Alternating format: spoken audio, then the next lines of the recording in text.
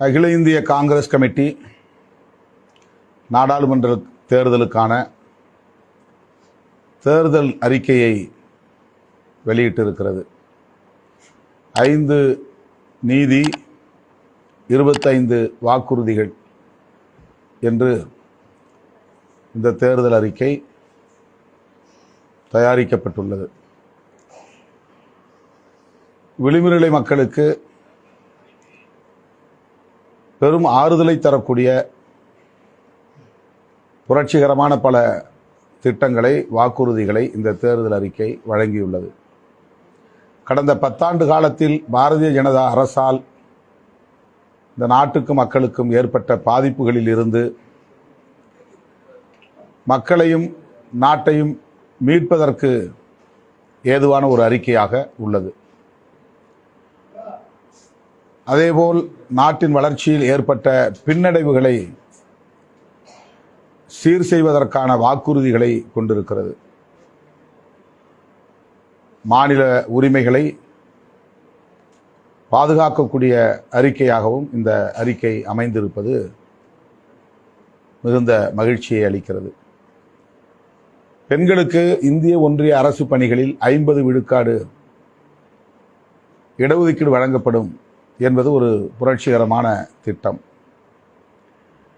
இடஒதுக்கீட்டு நடைமுறையில் ஏற்கனவே உச்சநீதிமன்றம் வரையறுத்திருக்கிற 50% உச்ச வரம்பு தளர்த்தப்படும், அது நீக்கப்படும் என்பதும் விளிம்புநிலை மக்களுக்கான இடஒதுக்கீட்டு உரிமையை பாதுகாப்பதாக உள்ளது. பாரதிய ஜனதா கட்சி உருவாக்கிய புதிய கல்விக் கொள்கை மாநில அரசுகளுடன் கலந்து பேசி உரிய திருத்தங்களுடன் மாற்றி அமைக்கப்படும் என்கிற வாக்குறுதி போற்றுதலுக்குரியது. நீட், கியூட் போன்ற நுழைவுத் தேர்வுகள் அந்தந்த மாநில அரசுகளின் விருப்பத்திற்கு ஏற்ப முடிவு செய்து கொள்ளலாம் என்று மாநில அரசுகளுக்கான உரிமையை வழங்குகிற அறிக்கையாக இந்த தேர்தல் அறிக்கை அமைந்திருக்கிறது.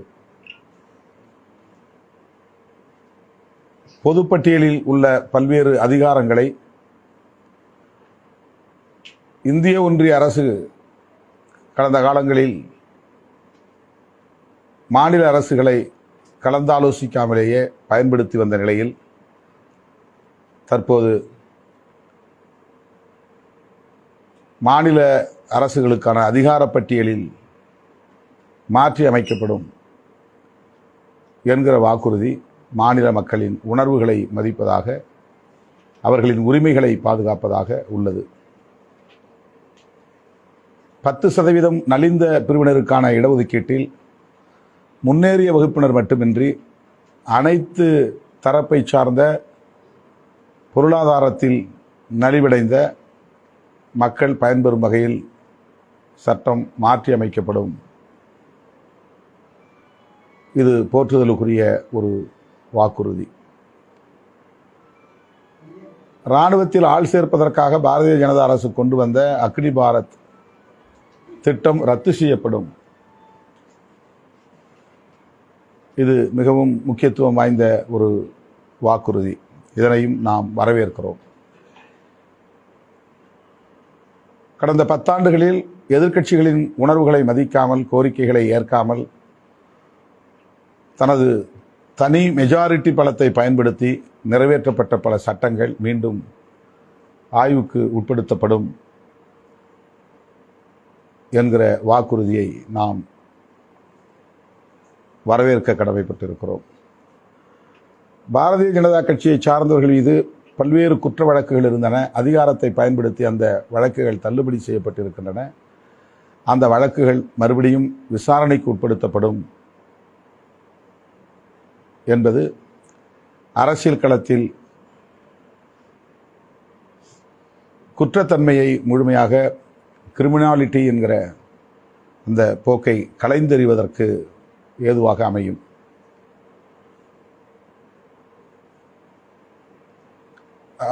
மௌலானா ஆசாத் அவர்களின் பெயரிலான கல்வி உதவித்தொகை சிறுபான்மை சமூகத்தினருக்கு கிடைக்க வழிவகை செய்யப்படும்.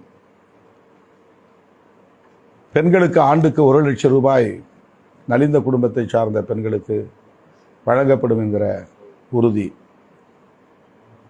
இப்படி எண்ணற்ற பல வாக்குறுதிகளை 25 வாக்குறுதிகளும் சமூக நீதியை அடிப்படையாக கொண்டு முன்வைக்கப்பட்டிருக்கிற வாக்குறுதிகள், நடைமுறைக்கு சாத்தியமான வாக்குறுதிகள், பாதிக்கப்பட்ட மக்களின் உரிமைகளை பாதுகாப்பதற்கான வாக்குறுதிகள்.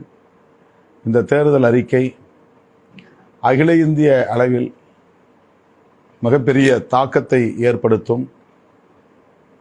இதுவே இந்த தேர்தல் பிரச்சாரத்திற்கான நாயகனாக, ஹீரோ ஆஃப் தி எலெக்ஷன் என்று நாம் சொல்லுவோமே, அப்படி இந்த தேர்தலுக்கான நாயகத்துவத்தை பெறும் ஒரு அறிக்கையாக இது அமைந்திருக்கிறது. SC/ST மக்களுக்கான காலி பணியிடங்களையும் 30 லட்சத்துக்கும் மேற்பட்ட காலி பணியிடங்களையும் உடனடியாக நிரப்புவோம் என்கிற வாக்குறுதி போற்றுதலுக்குரியது. எனவே இந்த தேர்தல் அறிக்கையை விடுதலை சிறுத்தைகள் கட்சி மனப்பூர்வமாக வரவேற்று பாராட்டுகிறது. இது இந்தியா கூட்டணிக்கு மேலும் வலு சேர்ப்பதாக அமையும். அந்தந்த மாநிலங்களில் மாநில கட்சிகளின் தலைமையில் இந்த தேர்தலை நாம் சந்திக்கிற சூழலில் யார் உங்களுக்கு பிரதமர் வேட்பாளர் என்ற கேள்வியை பலரும் எழுப்புகிறார்கள். காங்கிரஸ் கட்சியின் தேர்தல் அறிக்கைதான் இந்தியா கூட்டணியின் பிரதமர் வேட்பாளர் என்று சொல்லத்தக்க வகையிலே அமைந்திருக்கிறது. இதனை வரவேற்று பாராட்டுகிறோம்.